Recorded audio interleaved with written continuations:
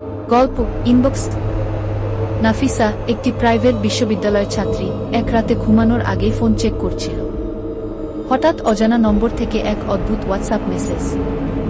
আমাকে কেন ফেলে এলে? টাইম রাত 2:13।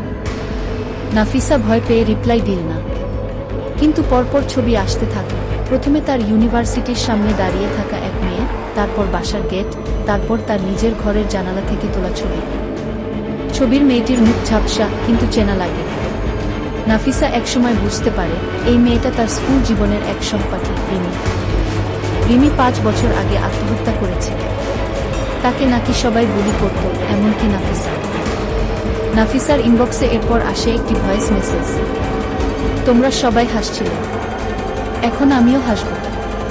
একা নয়, তোকে সঙ্গে নিয়ে কি? নাফিসা সিদ্ধান্ত নেয় ফোন বন্ধ করে রাখবে, কিন্তু সে জানে এটা নিছক ইন্টারনেট না, এটা কিছু অন্যরকম। রাত বাড়তে থাকে, হঠাৎ সে দেখে আয়নায় তার পেছনে আরেকজন দাঁড়িয়ে। কোনো শব্দ হয় না, কিন্তু আয়নার ভিতর সেই মৃত মেয়েটি বলে, তুমি মুছে ফেলতে পারো চ্যাট, কিন্তু আমায় নয় কি? পরদিন সকালে নাফিসার ফোন বন্ধ, দরজা ভিতর থেকে লক।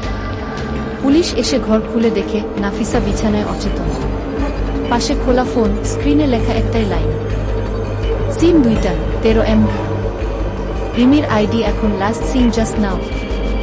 শেষ নয়, কারণ তোমার ইনবক্সেও কি অজানা কেউ ছুটাই করে যাচ্ছে।